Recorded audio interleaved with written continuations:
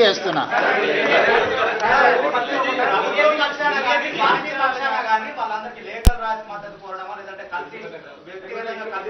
ఖచ్చితంగా మీ అందరి సూచన ఏ రకంగా ఉంటే ఆ రకంగా ముందుకెళ్తాం. ఏదైనా తెలుగు వాళ్ళందరినీ కూడగట్టడమే మా అందరి యొక్క ఉద్దేశము. మీరిచ్చే సూచనలు తీసుకొని ఇంకా మంచి కార్యాచరణ మీరు ఏదైనా ఇప్పుడు ఫస్ట్ रिएक्शन ఇది.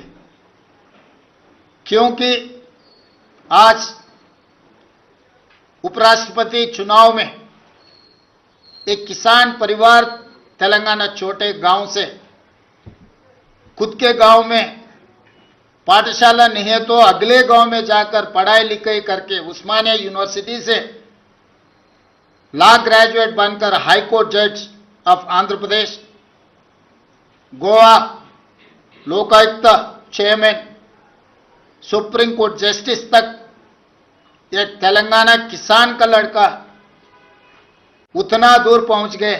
आज India alliance justice Sudarshan Reddy को अपने तरफ से उम्मीदवार बनाए. इसीलिए आज हमारे कैबिनेट और कांग्रेस पार्टी तेलंगाना के जनता की ओर से और तेलुगु जाति के तरफ से हमारी गुजारिश ये है कि Telugu Desam, Jana Sena, YSR, BRS and MIM सब राजनीतिक दल नेता लोगों से एक ही गुजारिश है, हम सब लोग इकट्ठा होकर जस्टिस सुदर्शन रेड्डी जीतने के लिए कोशिश करना. क्योंकि पीवी नरसिंह राव जी के बाद ऐसा मौका नहीं मिला तेलंगाना की ओर से. इसीलिए आज इंडिया अलायंस के उम्मीदवार कोई राजनीतिक दल से उनका कोई लेना देना नहीं है. वो लीगल एक्सपर्ट, कॉन्स्टिट्यूशनल एक्सपर्ट, लगातार देश के लिए सेवा किए. ऐसे जस्टिस सुदर्शन रेड्डी को आज के तारीख में हम सब लोग मिलकर मदद देने का जरूरत है. जिस दिन पीवी नरसिंह राव जी इस देश की प्रधानमंत्री बने उस दिन तेलुगुदेशम पार्टी अध्यक्ष एनटी रामाराव जी ने नंदयाल बाई इलेक्शन चुनाव में किसी उम्मीदवार को खड़ा नहीं किए. क्योंकि एक तेलुगु प्राइड पीवी नरसिंह राव इस देश के प्रधानमंत्री बने तो हमारे सबका विकास, हमारा सबका पहचान. इसीलिए उस दिन जो एनटी रामाराव ने जो निर्णय लिया पीवी नरसिंह राव जी को मदद किए, आज भी तेलंगाना की ओर से मेरे एक ही गुजारिश है, justice Sudarshan Reddy non political, non controversial and legal expert, हम सब लोग उनको मदद देना. आने वाले चुनाव में उनको जिताने के लिए मैं गुजारिश कर रहा हूं. मुख्यमंत्री जी, मुख्यमंत्री का एक सवाल है. आप विपक्ष के लोगों का ये कहना है कि एक तरफ तो तेलंगाना कांग्रेस और तेलंगाना की सरकार 42% आरक्षण के लिए दिल्ली से हैदराबाद एक की हुई है, दूसरी तरफ जो एनडीए के कैंडिडेट हैं वो भी ओबीसी हैं, तो क्यों नहीं समर्थन कर रहे? प्रमोद जी अच्छा सवाल किए. जब कांग्रेस पार्टी तेलंगाना में जाति गणना किए, जाति गणना के independent expert committee chairman is justice Sudarshan Reddy. उनके सुझाव से हम लोग 42% रिजर्वेशन कैबिनेट में पास किए और असेंबली में भी चर्चा किए, पास किए. वो 2 बिल आज राष्ट्रपति जी का ने पेंडिंग है.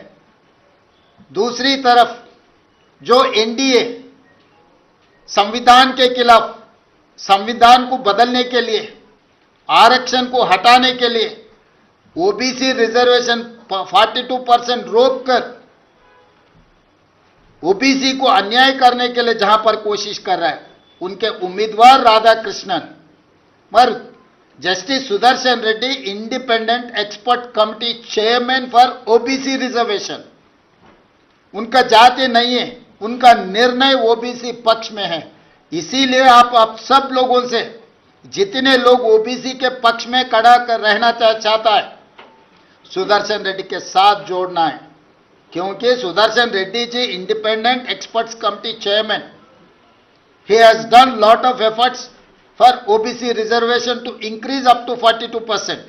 He has given all those suggestions, education, employment, political reservation, ये सब चीजों के लिए सुदर्शन रेड्डी ने मदद की। वो official independent experts committee chairman, इसीलिए कांग्रेस पार्टी वो इंडिपेंडेंट एक्सपर्ट कमिटी चेयरमैन आज भी is expert, is legal expert, is constitutional expert.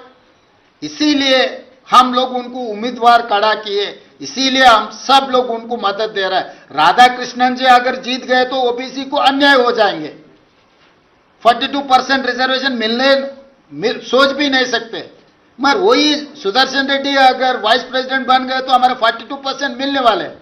इसीलिए सबसे ज्यादा लाभ ओबीसीओं को सुदर्शन रेड्डी जीत में है।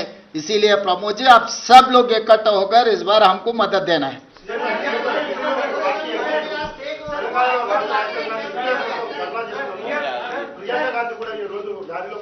ఈ రోజు దీనికే పరిమితం అవుతున్నాం।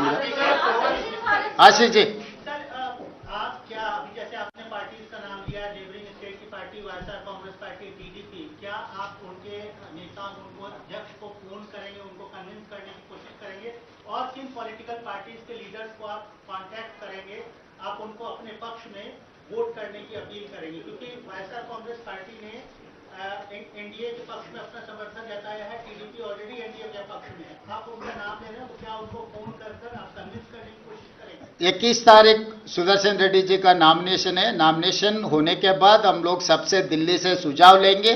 इंडिया गठबंधन क्या करना चाह रहा है कि इंडिया गठबंधन सुझाव लेके हम आगे रास्ता निकालेंगे। Sir, India